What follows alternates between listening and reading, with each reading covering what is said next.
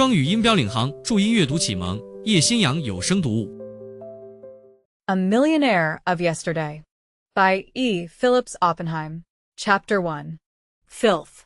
Grunted Trent. Ugh. I tell you what it is. My venerable friend, I have seen some dirty cabins in the west of Ireland and some vile holes in East London. I've been in some places which I can't think of even now without feeling sick. I'm not a particular chap. Wasn't brought up to it, no. Nor squeamish either. But this is a bit thicker than anything I've ever knocked up against. If Francis doesn't hurry, we'll have to chuck it. We shall never stand it out. Monty. The older man, Gaunt. blear-eyed, ragged, turned over on his side. His appearance was little short of repulsive. His voice when he spoke was, curiously enough, the voice of a gentleman, thick and a trifle rough though it sounded. "My young friend," he said, "I agree with you, in effect, most heartily. The place is filthy. The surroundings are repulsive. Not to add degrading. The society are not congenial. I allude of course to our hosts, and the attentions of these unwashed, and I am afraid I must say unclothed, ladies of dusky complexion is to say the least of it embarrassing." Dusky complexion, Trent interrupted scornfully. "They're coal-black." Monty nodded his head with solemn emphasis. "I will go so far as to admit that you are right," he acknowledged. "They are as black as sin. But, my friend Trent, I want you to consider this. If the nature of our surroundings is offensive to you, think what it must be to me. I may, I presume, between ourselves, allude to you as one of the people. Refinement and luxury have never come in your way. Far less have they become indispensable to you. You were, I believe, educated at a board school. I was at Eton. Afterwards you were apprenticed to a harness maker. But no matter. Let us summarize the situation. If that means cutting it short, for heaven's sake do so." Trent grumbled. "You'll talk yourself into a fever if you don't mind. Let's know what you're driving at." "Talking?" the elder man remarked with a slight shrug of his shoulders. "Will never have a prejudicial effect upon my health. To men of your, pardon me, scanty education the expression of ideas in speech is doubtless a labor. To me, on the other hand, it is at once a pleasure and a relief. What I was about to observe is this. I belong by birth to what are called, I believe, the classes, you to the masses. I have inherited instincts which have been refined and cultivated, perhaps over-cultivated by breeding and associations. You are troubled with nothing of the sort. Therefore, if these surroundings, this discomfort, not to mention the appalling overtures of our lady friends, are distressing to you, Why? consider how much more so they must be to me." Trent smiled very faintly, but he said nothing. He was sitting cross-legged with his back against one of the poles which supported the open hut, with his eyes fixed upon the cloud of mist hanging over a distant swamp. A great yellow moon had stolen over the low range of stony hills. The mist was curling away in little wreaths of gold. Trent was watching it, but if you had asked him, he would have told you that he was wondering when the alligators came out to feed, and how near the village they ventured. Looking at his hard, square face and keen, black eyes, no one would surely have credited him with any less material thoughts. Furthermore, the man whom Trent had addressed as Monty continued, "There arises the question of danger and physical suitability to the situation. Contrast our two cases. My dear young friend, I am 25 years older than you. I have a weak heart, a ridiculous muscle, and the stamina of a rabbit. My fighting days are over. I can shoot straight, but shooting would only serve us here until our cartridges were gone. When the rush came, a child could knock me over. You, on the contrary, have the constitution of an ox, the muscles of a bull, and the wind of an ostrich. You are, if you will pardon my saying so, a magnificent specimen of the animal man. In the event of trouble, you would not hesitate to admit that your chances of escape would be at least double mine." Trent lit a match under pretense of lighting his pipe. In reality, because only a few feet away, he had seen a pair of bright eyes gleaming at them through a low shrub. A little native boy scuttled away, as black as night, woolly-headed, and shiny. He had crept up unknown to look with fearful eyes upon the wonderful white strangers. Trent threw a lump of earth at him and laughed as he dodged it. "Well, go ahead, Monty," he said. "Let's hear what you're driving at. What a gab you've got, to be sure." Monty waved his hand, a magnificent and silencing gesture. "I have alluded to these matters," he continued, "merely in order to show you that the greater share of danger and discomfort in this expedition falls to my lot. Having reminded you of this, Trent, I refer to the concluding sentence of your last speech. The words indicated, as I understood them, some doubt of our ability to see this thing through." He paused, peering over to where Trent was sitting with grim, immovable face, listening with little show of interest. He drew a long, deep breath and moved over nearer to the doorway. His manner was suddenly changed. "Scarlet Trent," he cried. "Scarlet Trent, listen to me.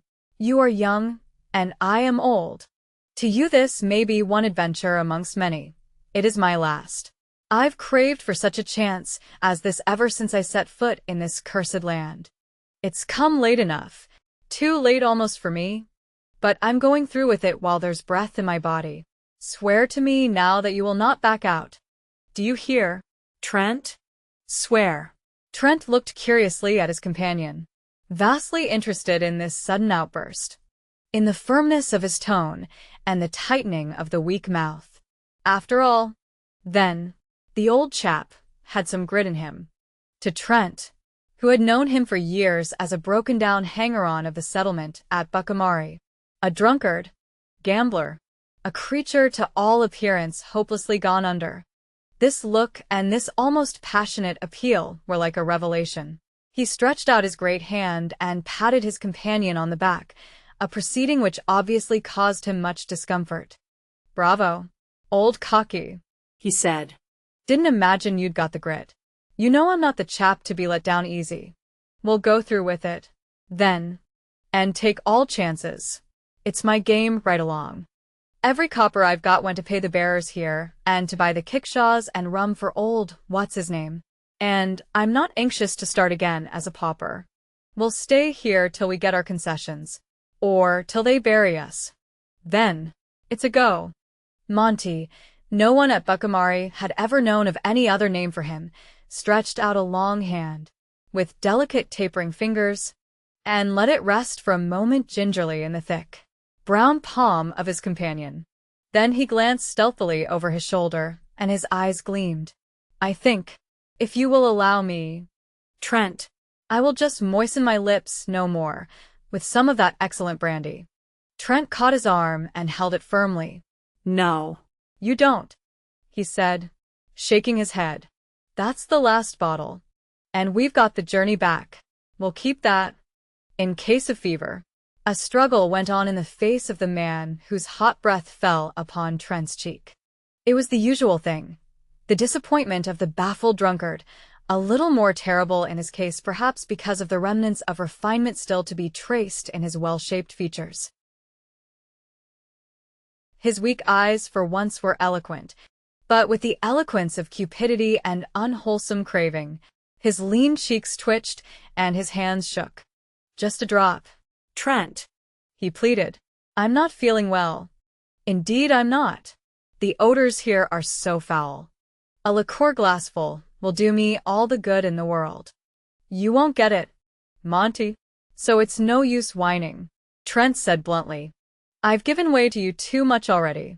Buck up, man. We're on the threshold of fortune, and we need all our wits about us.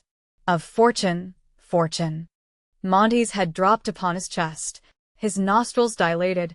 He seemed to fall into a state of stupor. Trent watched him half curiously, half contemptuously.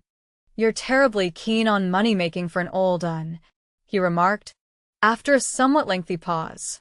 "What do you want to do with it?" "To do with it?" The old man raised his head. "To do with it?" The gleam of reawakened desire lit up his face. He sat for a moment thinking. Then he laughed softly. "I will tell you, Master Scarlet Trent," he said. "I will tell you why I crave for wealth. You are a young and an ignorant man. Amongst other things, you do not know what money will buy. You have your coarse pleasures, I do not doubt, which seem sweet to you. Beyond them. What? A tasteless and barbaric display, a vulgar generosity, an ignorant and purposeless prodigality. Bah! How different it is with those who know. There are many things, my young friend, which I learned in my younger days, and amongst them was the knowledge of how to spend money. How to spend it, you understand. It is an art. Believe me, I mastered it. And, until the end came, it was magnificent. In London and Paris today, to have wealth and to know how to spend it is to be the equal of princes. The salons of the beautiful fly open before you. Great men will clamor for your friendship. All the sweetest triumphs which love and sport can offer are yours. You stalk amongst a world of pygmies, a veritable giant, the adored of women, the envied of men. You may be old, it matters not. Ugly, you will be fooled into reckoning yourself an Adonis. Nobility is great, art is great, genius is great, but the key to the pleasure storehouse of the world is a key of gold, of gold. He broke off with a little gasp. He held his throat and looked imploringly towards the bottle. Trent shook his head stonily. There was something pitiful in the man's talk, in that odd mixture of bitter cynicism and passionate earnestness. But there was also something fascinating. As regards the brandy, however, Trent was adamant. "Not a drop," he declared. "What a fool you are to want it. Monty, You're a wreck already. You want to pull through. don't you? Leave the filthy stuff alone. You'll not live a month to enjoy your coin if we get it. Live." Monty straightened himself out. A tremor went through all his frame. Live. He repeated, with fierce contempt. "You are making the common mistake of the whole ignorant herd. You are measuring life by its length, when its depth alone is of any import. I want no more than a year or two at the most. And I promise you, Mr. Scarlet Trent, my most estimable young companion, that, during that year, I will live more than you in your whole lifetime. I will drink deep of pleasures which you know nothing of. I will be steeped in joys which you will never reach more nearly than the man who watches a change in the skies or a sunset across the ocean. To you? With boundless wealth, there will be depths of happiness which you will never probe, joys which, if you have the wit to see them at all, will be no more than a mirage to you." Trent laughed outright, easily and with real mirth, yet in his heart were sown already the seeds of a secret dread. There was a ring of passionate truth in Monty's words. He believed what he was saying. Perhaps he was right. The man's inborn hatred of a second or inferior place in anything stung him. Were there to be any niches after all in the temple of happiness to which he could never climb? He looked back rapidly, looked down the avenue of a squalid and unlovely life, saw himself the child of drink-sodden and brutal parents, remembered the board school with its unlovely surroundings, his struggles at a dreary trade, his running away, and the fierce draughts of delight which the joy and freedom of the sea had brought to him on the morning when he had crept on deck. A stowaway, to be lashed with every rope end and to do the dirty work of every one. Then the slavery at a Belgian settlement, the job on a steamer trading along the Congo, the life at Bucamari, and lastly this bold enterprise in which the savings of years were invested. It was a life which called aloud for fortune some day or other to make a little atonement. The old man was dreaming. Wealth would bring him, uneducated though he was, happiness enough and to spare. A footstep fell softly upon the turf outside. Trent sprang at once into an attitude of rigid attention. His revolver, which for 4 days had been at full cock by his side, stole out and covered the approaching shadow stealing gradually nearer and nearer. The old man saw nothing, for he slept, worn out with excitement and exhaustion. Chapter 2. A fat, unwholesome-looking creature, half native, half Belgian, waddled across the open space towards the hut in which the two strangers had been housed. He was followed at a little distance by two sturdy natives bearing a steaming pot which they carried on a pole between them. Trent set down his revolver and rose to his feet. "What news, Sam?" he asked. "Has the English officer been heard of? He must be close up now." "No news." The little man grunted. "The king, he sends some of his own supper to the white men. They got what they want," he say. "They start work mines soon as like. But they go away from here. He not like them about the place. See." "Oh, "That be blowed," Trent muttered. "What's this in the pot? It don't smell bad." "Rabbit," the interpreter answered tersely. "Very good. Part king's own supper. White men very favored." Trent bent over the pot which the two men had set upon the ground. He took a fork from his belt and dug it in. "Very big bones for a rabbit, Sam," he remarked doubtfully. Sam looked away. "Very big rabbits round here," he remarked. "Best keep pot. Send men away." Trent nodded, and the men withdrew. "Stew all right," Sam whispered confidentially.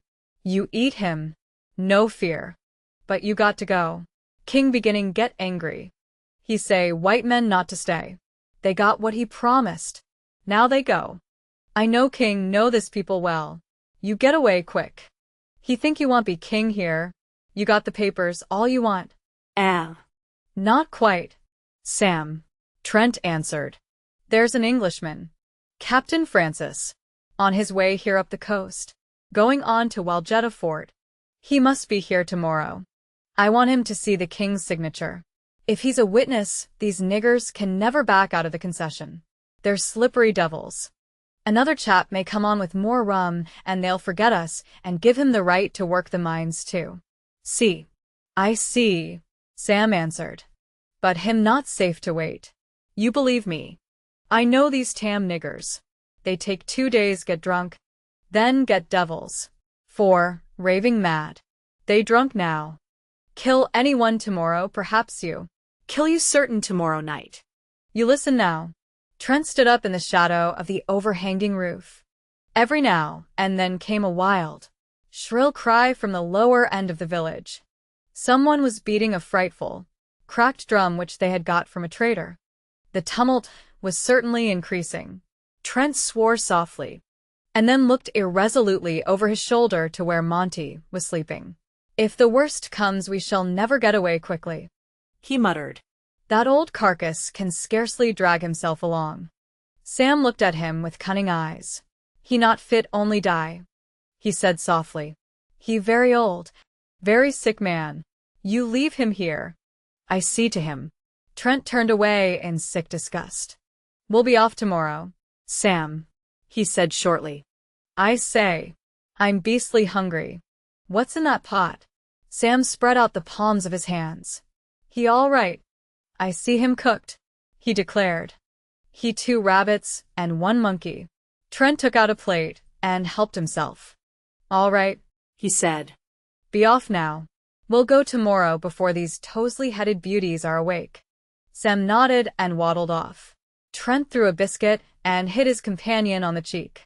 "Here, wake up, Monty," he exclaimed. "Supper's come from the royal kitchen. Bring your plate and tuck in." Monty struggled to his feet and came meekly towards where the pot stood simmering upon the ground. "I'm not hungry, Trent," he said, "but I am very thirsty indeed. My throat is all parched. I am most uncomfortable. Really, I think your behavior with regard to the brandy is most unkind and ungenerous. I shall be ill. I know I shall. Won't you?" "No, I won't," Trent interrupted. "Now shut up all that rot and eat something." "I have no appetite, thank you."